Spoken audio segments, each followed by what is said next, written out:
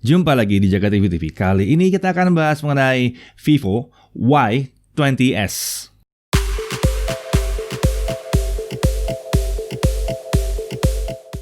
Ya, Vivo Y20s. Seperti biasa, seri Y atau Y ini adalah seri lebih terjangkau yang datang dari Vivo ya. Mari kita langsung aja lihat isi boxnya seperti apa. Ya, dalam kotak penjualan kita lihat ada unitnya, ada screen protector yang sudah terpasang, ada charger 18 watt flash charge.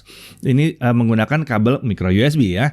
Lalu ada soft case-nya, sebuah benda langka yang sudah semakin jarang kita temukan. Kemudian ada dokumen di situ, SIM ejector dan ada kartu SIM Indosat IM3 Orido. Untuk desainnya ada dua pilihan warna yaitu Purist Blue dan ada Obsidian Black. Yang Purist Blue, sayangnya ini bukan Purist Blue ya. Yang Purist Blue itu pakai AG Matte Design.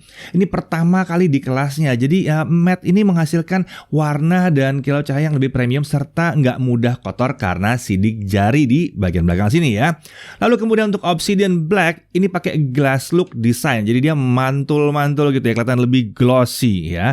Back cover ini bahannya adalah polikarbonat sementara material frame-nya adalah plastik. Untuk dimensinya, ini cukup ringan dan cukup tipis. Ya, bobotnya hanya 192 gram. Mengingat ini baterai 5000 mAh, 192 gram ini tergolong ringan. Dan ketebalan hanya 8,4 mm. Sekarang mari kita lihat desainnya. Sisi kanan kita ada fingerprint pakai power button. Ini jadi satu. Vivo menyebutnya sebagai ultra fast side fingerprint. Kita nggak protes. Memang kalau fingerprint digabung dengan tombol power itu cepat banget ngebukanya. Lalu ada tombol volume up and down. Sisi atas kita lihat itu kosong, nggak ada apa-apa. Sisi kiri kita lihat ada slot SIM card, triple slot, 2 SIM dan 1 micro SD. Micro SD sampai dengan 256 GB. Sisi bawah kita lihat ada headphone jack di sini. Iya, masih ada headphone jack ya. Ada mikrofon, lalu ada port micro USB dan speaker. Jadi speakernya ini mono ya. Di sisi belakang kalau kita balik ya, sisi sininya kita lihat ada 3 kamera dengan LED flash, logo Vivo. Dengan spesifikasi utama ini adalah AI triple micro camera ya. Ada 13 megapiksel main kamera f2.2 dengan kemampuan merekaman video sampai dengan 1080p 30 fps. Lalu ada 2 megapiksel kamera super makro f2.4 dan ada 2 megapiksel kamera super bokeh. Jadi untuk membantu bikin efek bokeh ya, f2.4 juga. Di sisi layar kita lihat ada kamera selfie. Ini adalah 8 megapiksel front camera f1.8 fixed focus ya. Dan perekaman videonya juga bisa mencapai 1080p 30 fps. Untuk layar ya, layarnya sendiri ini ukuran 6,51 inci. Jadi nggak terlalu gede-gede banget, tapi nggak kecil juga di sini ya. Resolusinya adalah HD+. Ini tentunya akan membuat gaming jadi lebih lancar. Ya, ini adalah panel IPS dan ini adalah panel IPS yang indah dan keren banget ya. Ini bukan panel IPS yang kaleng-kaleng ya. Refresh rate 60Hz tentunya untuk menjaga konsumsi daya supaya tetap bisa bertahan lama baterainya ya. Dan yang menarik, layar HD kalau kita puterin Netflix yang menyatakan bahwa ini L1 Wi-Fi-nya jadi dia bisa diputar dalam kondisi resolusi HD juga. Keren. Sementara itu, touch-nya itu aman, nggak berasa touch delay pada saat main real drum dan game lainnya. Untuk spek internal dia menggunakan Snapdragon 460 yang kita udah pernah bahas ya. Ini adalah Snapdragon yang baru, walaupun kepala 4 tapi dia punya Cortex A73. Jadi ini kepala 4 tapi performance-nya nggak seperti kepala 4 sebelumnya. Ini kencang, bahkan cenderung mendekati seri 600 ya. Oke, untuk RAM 8GB, nggak nanggung-nanggung langsung dikasih besar aja. Kayaknya kalau mau dipakai jangka waktu panjang juga enak karena RAM-nya besar. Dan storage-nya 128GB yang di internalnya.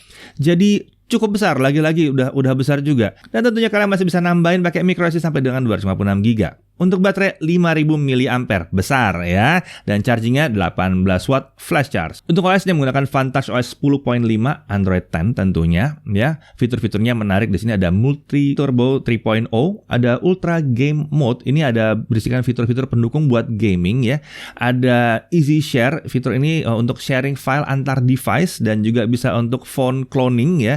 Jadi nge-clone smartphone yang lama ke yang baru. Jadi bisa mindahin data HP Vivo lama ke yang baru dengan cepat. Lalu ada iManager untuk mengoptimalkan kinerja HP ya, bisa bersihin storage, monitor penggunaan data, ada security detection dan ada application manager juga di situ. Kemudian ada Jovi Smart Scene. Bukan screen, tapi scene, skenario yang cerdas gitu ya. Ada hydration plan and screen time di situ, dan ada Jovi AI assistant dari Vivo. Ini bisa ngasih info untuk ingetin, minum air gitu ya. Karena orang zaman sekarang mungkin karena banyak di rumah jadi jarang minum, mungkin karena kelupaan. Nah, itu diingetin sama dia. Dia juga bisa ngasih info layar HP ini udah nyala berapa lama, kapan diangkatnya nih HP, rata-rata penggunaan, dan penggunaan terus-menerus paling lama berapa durasinya. Ini untuk membuat kita bisa belajar cara kita menggunakan smartphone kita. Apakah sudah sehat atau terlalu banyak dipakai? Kemudian ada Dynamic Effects. Ini untuk melakukan variasi animasi saat buka lock screen, face recognition, dan juga untuk charging ya.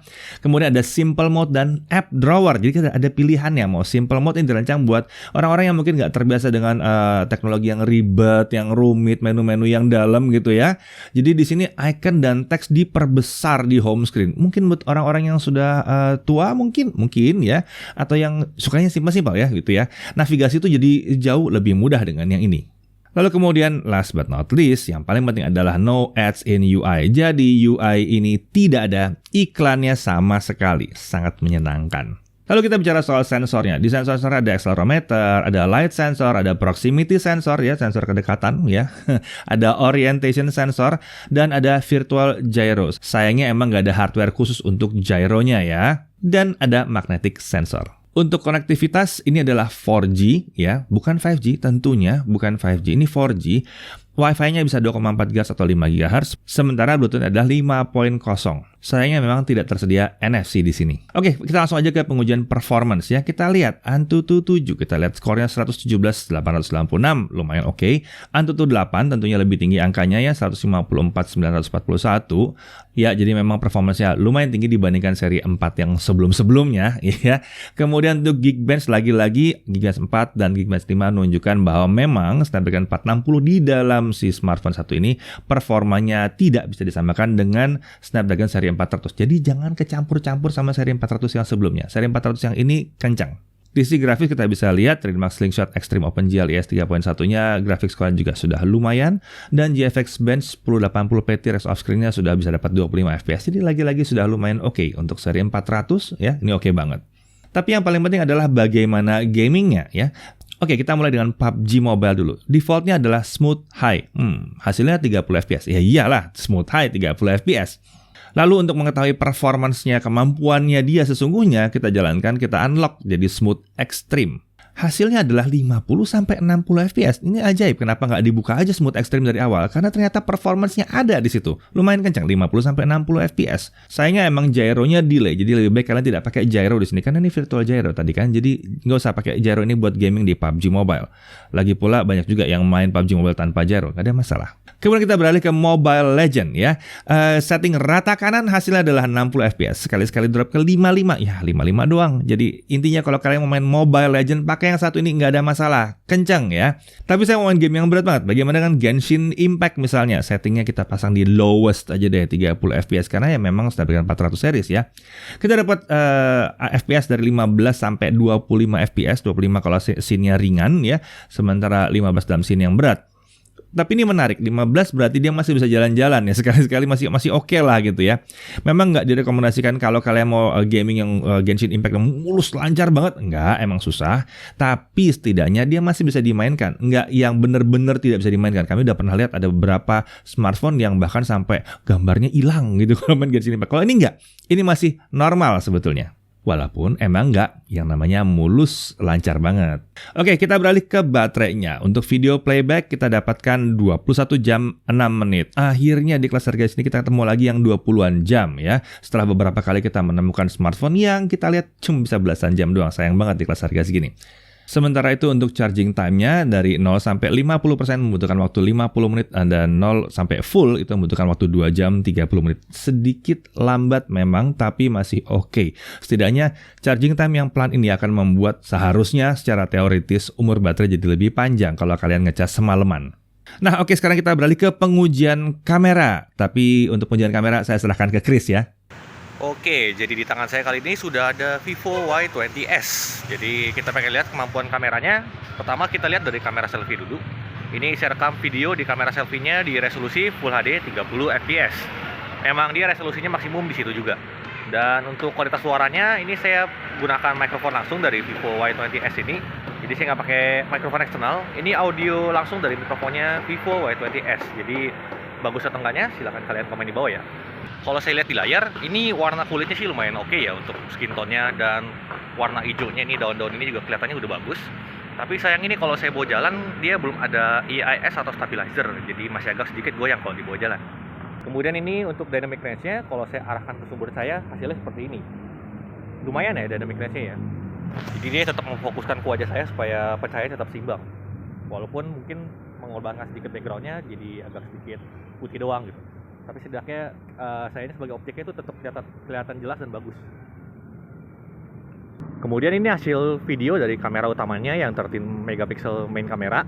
Jadi hasilnya seperti ini. Resolusinya juga maksimum di Full HD 30 fps sayangnya. Jadi belum bisa 4K ya. Dan untuk stabilizer juga kalau saya lihat di layar belum mendukung stabilizer. Jadi memang mesti sedikit ekstra hati-hati kalau mau dipakai jalan seperti ini. Kemudian dari segi fokus juga sejauh ini aman, belum ada masalah. Fokusnya bisa ditangkap dengan cepat juga. Nah, untuk hasil fotonya bisa kalian lihat berikut ini. Untuk dari hasil foto sih saya nggak gitu banyak komplain karena hasilnya ya lumayan oke. Terutama dari segi warnanya ya. Ini yang saya cukup suka dari hasil kamera Vivo ada di warna, terutama kalau lagi foto orang. Warna skin tone-nya bagus dan juga nggak cuma warna kulit. Kalau kalian foto yang berwarna hijau gitu, itu warna hijaunya juga keluar. Dan HDR-nya pun di sini berfungsi dengan baik.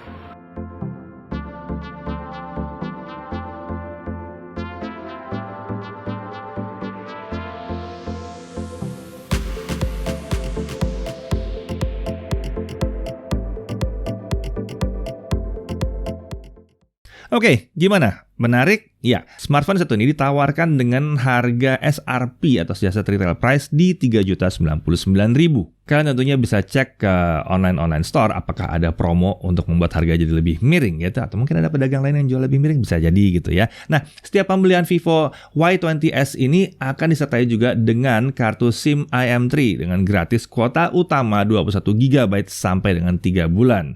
Gratis tentunya, ini gratis semuanya, udah ada di dalam aja gitu ya. Vivo Y20s juga bisa dibeli di semua gerai Vivo, official Vivo account di e-commerce ataupun melalui WhatsApp resmi Vivo. Bisa, yang nomornya ada di sini ya. Kalian bisa lihat nomornya ini ya.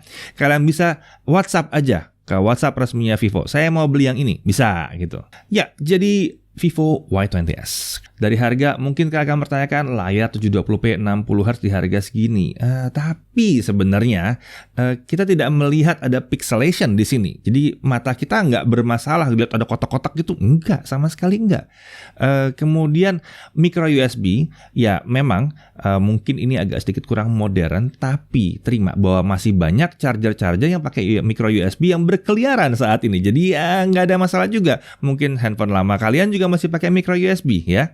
Jadi pada saat diganti ke sini ya nggak ada perubahan kabel jadinya. Kemudian tidak ada hardware gyro yang dedicated. Untuk player PUBG yang menggunakan ini mungkin akan terganggu. Kalau menurut Vivo memang karena ini tidak ditujukan untuk sebagai jadi gaming smartphone. Ini lebih ditujukan untuk jadi daily driver. Sebuah smartphone daily driver memang dirancang pakai SoC seperti yang dipasang di sini supaya nggak panas. Jadi enak terus mau dipakai buat sosmed masih kenceng aja karena tadi udah lihat ya benchmarknya oke banget gitu ya. Selain itu masih banyak game yang bisa dijalankan tanpa gyro juga. Bahkan PUBG Mobile juga bisa jalan tanpa gyro sebetulnya ya. Dari sisi positifnya kita bisa lihat bahwa RAM-nya besar 8GB. Kelihatan banget ini memang buat dipakai sehari-hari dalam jangka waktu yang panjang. Storage 128GB. Lalu ada mode yang membuat dia bisa tampilannya lebih simple, lebih sederhana. Itu juga akan membuat kenyamanan pakai untuk orang-orang yang tidak suka mode atau menu yang ribet-ribet ya. Baterainya juga lumayan awet di sini. Desainnya juga keren, mirip dengan desain smartphone Vivo sebelumnya yang kelasnya di atas Y series. Kemudian Netflix-nya udah bisa HD ya. Oke. Kemudian fitur-fitur Vantage OS itu cukup menarik. Kalau kalian miss coba dimundurin lagi, itu ada fitur-fitur ada banyak di situ ya. Pada akhirnya pilihan untuk daily driver bagi setiap orang itu emang bisa beda-beda karena preferensi setiap orang tentunya akan beda-beda juga ya.